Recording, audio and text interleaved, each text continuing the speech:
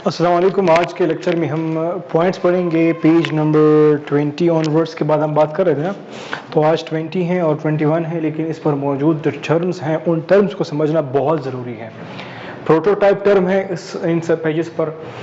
Parasympathetic drugs का नाम है, कोलिनर्जिक ड्रग्स का नाम है, सिंपैथेटिक ड्रग्स हैं, एड्रेनर्जिक है, कोलिनर्जिक एगोनिस्ट है, पैरासिम्पैथोमाइमेटिक लिखा हुआ है, कोलिनर्जिक एंटागोनिस्ट है, पैरासिम्पैथोलाइटिक लिखा हुआ है, वगैरह वगैरह जो टर्म्स हैं इन सब को हम डिस्कस करने वाले हैं। ओके, पहले मैंने सिर्फ नाम लिया कि भाई ये सारा डिस्कशन का हिस्सा होगा।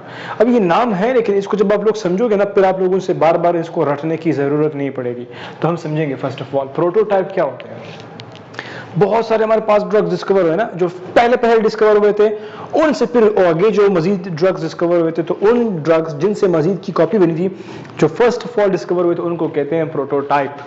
प्रोटो मतलब है फर्स्ट, टाइप मीन्स टाइप।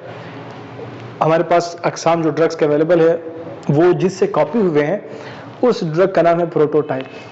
तो मैं आपको बता रहा हूँ, तो मैं फर्स्ट हूँ, अब मेरे बाद आप सेकंड हो, आप थर्ड हो, आप किसी और को बताते हो ना, एजुकेशन शेयर करते हो, नॉलेज शेयर करते हो, तो आई एम द प्रोटोटाइप, क्योंकि मैंने बताया आप लोगों को। बिल्कुल ऐसे ही ड्रग्स जब फर्स्ट ऑफ ऑल डिस्कवर हो गए, तो very first one is called prototype. फिर उसके अकॉर्डिंगली उससे ही बाकी जो ड्रग्स है वो भी डिस्कवर होते हैं, तो उससे फिर हम कॉपी करके बनाते हैं, या फिर उससे ही मजीद डिस्कवरीज होते हैं। तो फर्स्ट ऑफ ऑल जो बना है वो प्रोटोटाइप है। उसके बाद जो उसके कॉपी करके बने हैं तो वो उसके टाइप्स होंगे, लेकिन फर्स्ट ऑफ ऑल जो बना है दैट इज प्रोटोटाइप। अभी आप लोग समझ गए होंगे। सेकंड यहाँ पर लिखा हुआ पैरासिम्पैथेटिक ड्रग्स क्या होता है, कोलिनर्जिक क्या होता है, वगैरह वगैरह। ये सारे टर्म्स आपको अभी समझ आएंगे, सिर्फ इस डायग्राम को फोकस करें। याद है हम लोगों ने anatomy of atomic nervous system पढ़ा था। वहां पर हमने कहा कि हमारे पास ब्रेन और स्पाइनल कॉर्ड है, इनसे कुछ नर्व्स बाहर की तरफ निकलते हैं और कुछ इसकी तरफ आते हैं।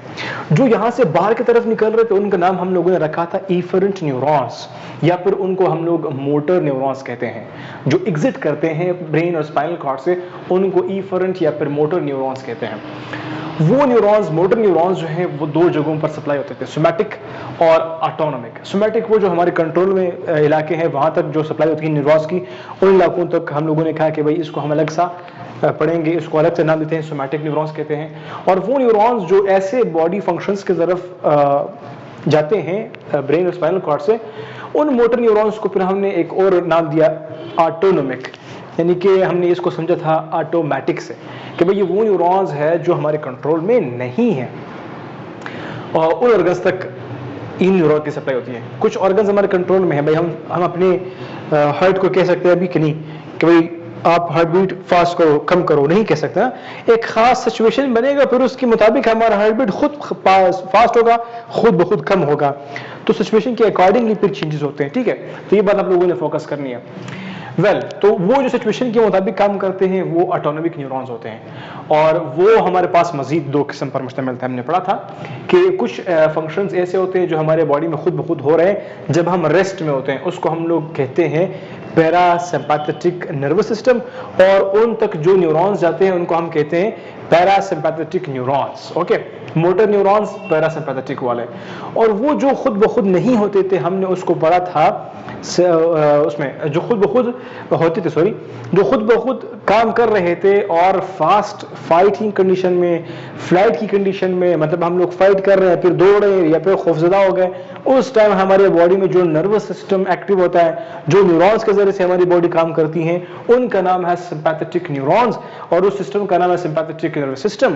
तो ये मोटर न्यूरॉन्स जो फाइट में काम करते हैं वो कौन से वाले होंगे? सिंपैथेटिक न्यूरॉन्स होंगे। मोटर तो है लेकिन उसका नाम सिंपैथेटिक होगा, और वो खास तौर पर फाइट, फ्लाइट और फ्राइट के टाइम पर काम करेंगे, यानी कि जंग के दौर में, टाइम में जब आप भागते हैं उस वक्त, या फिर आप जब खौफ ज़दा होते हैं या फिर कोई एक्साइटमेंट होती है, तो उस टाइम आपकी बॉडी में जो सिस्टम एक्टिव होता है उसको बोलते हैं सिंपैथेटिक सिस्टम।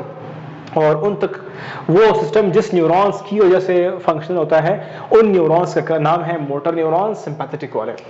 अब तो यहां तक बात समझ गए हम लोग कि भाई ब्रेन स्पाइनल कॉर्ड से न्यूरॉन्स निकलते हैं, उसको वो मोटर न्यूरॉन्स कहते हैं या फिर इफरेंट न्यूरॉन्स कहते हैं। वो कुछ कंट्रोलिंग ऑर्गन्स तक जाते हैं, उन न्यूरॉन्स को हम लोग मोटर न्यूरॉन्स कहेंगे, सोमैटिक वाले।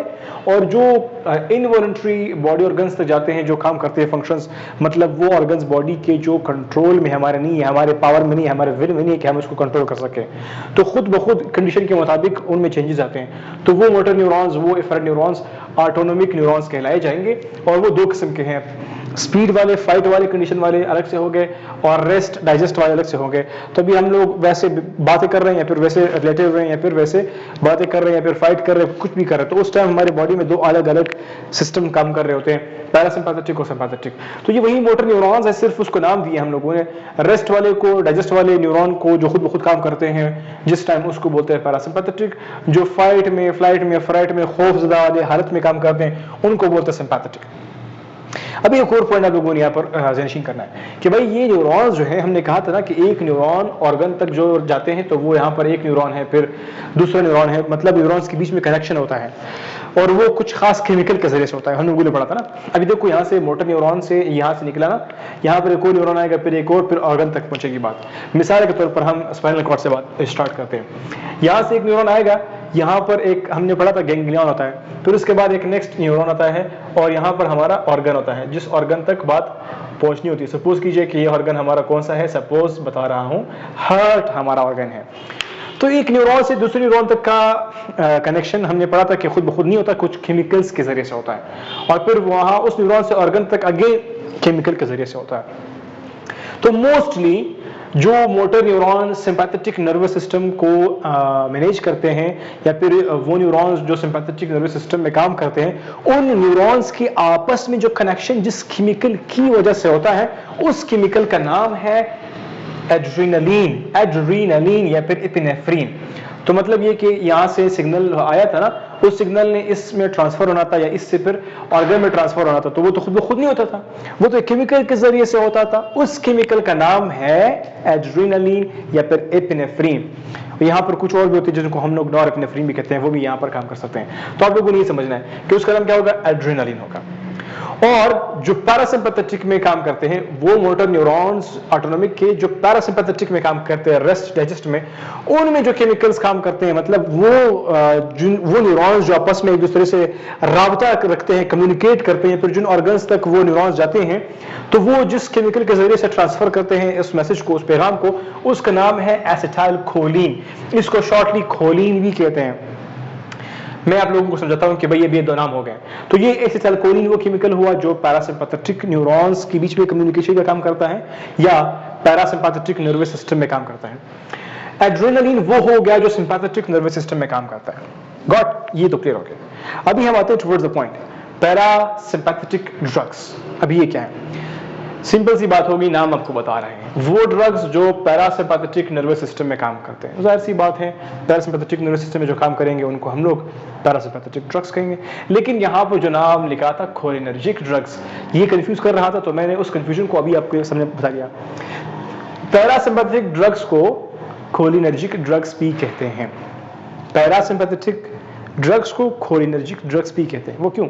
क्योंकि जो ड्रग्स हम लोग लेते हैं ना, वो एसिटाइलकोलिन वाले न्यूरॉन्स में काम करते हैं। तो ये एसिटाइलकोलिन वाले न्यूरॉन्स में काम करते हैं, तो इसीलिए मैंने कहा ना, एसिटाइलकोलिन को आप लोग खोलिन भी समझ सकते हैं। तो वो ड्रग्स जो एसिटाइलकोलिन वाले न्यूरॉन्स के बीच में काम करते हैं उनको हम लोग खोलिनर्जिक ड्रग्स कहेंगे। क्लियर हो गया, इजी हो गया। सिंपैथेटिक ड्रग्स, ऐसी बात है, वो ड्रग्स जो सिंपैथेटिक नर्वस सिस्टम में काम करते हैं, उसके लिए नेक्स्ट नेम है एड्रेनर्जिक ड्रग्स, यानी कि वो ड्रग्स जो एड्रेनालिन वाले सिस्टम में काम करते हैं, या एड्रेनालिन जो केमिकल जिसके जरिए से दो न्यूरॉन्स के बीच कम्युनिकेशन हो रहा था, वहाँ पर वो काम करेंगे। तो सिंपल सी बात होगी, अभी आप लोग समझ गए ना कि एड्रेनालिन क्या था, वो केमिकल जो सिंपैथेटिक नर्वस सिस्टम के न्यूरॉन्स के बीच में हेल्प कर रहा था कम्युनिकेशन, मतलब जिस केमिकल के जरिए से सिंपैथेटिक न्यूरॉन्स जो हैं उनके आपस में कम्युनिकेशन होती थी। तो ये केमिकल की वजह से इसके फिर ड्रग्स भी के भी नाम रखते हैं। ठीक है, तो अभी आप लोग समझ गए कि खोलिनर्जिक ड्रग्स क्या है, पैरासिम्पैथेटिक ड्रग्स क्या है, एड्रेनर्जिक ड्रग्स क्या है, सिंपैथेटिक ड्रग्स क्या है, ये तो आप लोग अभी समझ गए होंगे ना। ठीक है, पैरासिम्पैथेटिक नर्वस सिस्टम समझ गए और उनके बीच में केमिकल समझ गए, एसिटाइलकोलिन जिसको हम लोग खोलिन भी कहते हैं। तो वो ड्रग जो यहाँ पर काम करेंगे उसको हम लोग पैरासिम्पैथेटिक ड्रग्स कहेंगे या फिर खोलिनर्जिक ड्रग्स कहेंगे। और वैसी बात हमारे पास सिंपैथेटिक नर्वस सिस्टम की है, जो यहाँ पर काम करेंगे उस केमिकल्स का नाम है एड्रेनालिन। तो यहाँ पर जो ड्रग्स काम करेंगे उनको कहेंगे सिंपैथेटिक ड्रग्स, और या फिर हम लोग एड्रेनर्जिक ड्रग्स भी कहेंगे। अभी इस तरह से हमारे पास क्या होते हैं, कुछ और भी टर्म्स आते हैं हमारे पास, वो है एगोनिस्ट और एंटागोनिस्ट। ये वाले एगोनिस्ट और एंटागोनिस्ट। ये दो टर्म्स भी आप लोगों की बुक में लिखी। अभी इसका क्या मतलब? एगोनिस्ट का मतलब क्या है? Agonist simple. अब ये ऐसे ड्रग्स कुछ होते हैं जो हूबहू एसिटाइलकोलिन की तरह काम करेंगे। जो काम एसिटाइलकोलिन ने करवाना था, हम ड्रग्स देंगे, वो काम वही एसिटाइलकोलिन की तरह करेंगे। वो ड्रग्स जो कॉपी करते हैं एक्शन को, एसिटाइलकोलिन को, उनको हम लोग क्या कहेंगे? Cholinergic agonist. तो एगोनिस्ट का मतलब है कि भाई हूबहू काम करना, कॉपी करना। तो हम लोग क्या कह सकते हैं? हमने कहा था ना कि एसिटाइलकोलिन को आप लोगों ने खोलिन भी कहना है, सपोज कीजिए फॉर व्हाइल, ओके। तो वो क्यों? ताकि आप लोग ये समझ सको कोलिनर्जिक एगोनिस्ट को। तो कोलिनर्जिक का मतलब क्या है? एसिटाइलकोलिन। एगोनिस्ट का मतलब क्या है? एसिटाइलकोलिन की तरह, यानी कि वो मेडिसिन जो एसिटाइलकोलिन की तरह काम करेंगे उनको हम कहेंगे कोलिनर्जिक एगोनिस्ट। और उसके बराकस क्या है? एंटागोनिस्ट है। एंटागोनिस्ट का मतलब क्या है? अगेंस्ट। एंट का मतलब है अगेंस्ट, एंट एगोनिस्ट मतलब अगेंस्ट। तो यहां पर क्या लिखा हुआ? कोलिनर्जिक एंटागोनिस्ट, यानी कि एसिटाइलकोलिन के खिलाफ जो काम एसिटाइलकोलिन ने करना होता है, ये जो एंटागोनिस्ट है वो नहीं करवाएंगे, स्टॉप करवाएंगे उसका आपको। सिंपल सी बात हो गई। और इसके लिए कुछ और भी टर्म्स लिखिए। पैरासिम्पैथोमाइमेटिक, माइमेटिक सिंपल यहां पर इंक्रीज हुआ है। पैरासिम्पैथो जो है वो लफ्ज निकला है कहां से? पैरासिम्पैथेटिक से, यानी कि ये पैरासिम्पैथेटिक नर्वस सिस्टम पर काम करेगा। माइमेटिक का मतलब क्या है? माइमेटिक का मतलब अगेन कॉपी करना। तो एगोनिस्ट या माइमेटिक लिखो, दोनों का एक ही मतलब है। माइमेटिक का मतलब है कॉपी करना। तो कोलिनर्जिक एगोनिस्ट का मतलब है वो ड्रग्स जो एसिटाइलकोलिन की तरह काम करते हैं। पैरासिम्पैथोमाइमेटिक का मतलब है वो ड्रग्स जो पैरासिम्पैथेटिक नर्वस सिस्टम की तरह काम करते हैं। सिंपल सी बात हो गई, ठीक है। माइमेटिक का मतलब है उसकी तरह काम करना, कॉपी करना। एगोनिस्ट का भी वही मतलब है, माइमेटिक का भी वही मतलब है। तो सिंपल यहां पर कोलिनर्जिक लिखा है, आप लोगों ने घबराना नहीं है। कोलिनर्जिक लिखा है तो उसका मतलब है एसिटाइलकोलिन। एगोनिस्ट लिखा है मतलब एसिटाइलकोलिन की तरह। पैरासिम्पैथो लिखा है तो मतलब पैरासिम्पैथेटिक नर्वस सिस्टम। माइमेटिक लिए मतलब है पैरासिम्पैथोमाइमेटिक सिस्टम की तरफ काम करना, मतलब कॉपी करना। जो काम पैरासिम्पैथेटिक नर्वस सिस्टम हमारे बॉडी में करता है, हमारे ड्रग्स उसकी तरह अगर काम करेंगे तो हम उनको कहेंगे पैरासिम्पैथोमाइमेटिक। और हाँ, अगर उसके खिलाफ करेंगे, पैरासिम्पैथेटिक नर्वस सिस्टम के खिलाफ काम करेंगे, तो फिर हम कहेंगे पैरासिम्पैथोलाइटिक, LYTIC, ओके। पैरासिम्पैथो तो समझ गए, पैरासिम्पैथेटिक नर्वस सिस्टम है। लाइटिक का मतलब है छोड़ना, यानी कि खिलाफ जाना, जो काम कर रहा था उसके खिलाफ जाना। तो एंटागोनिस्ट और लाइटिक का मतलब एक हुआ। एगोनिस्ट कॉपी करना, माइमेटिक कॉपी करना। एंटागोनिस्ट उसके खिलाफ काम करना, लाइटिक उसके खिलाफ काम करना।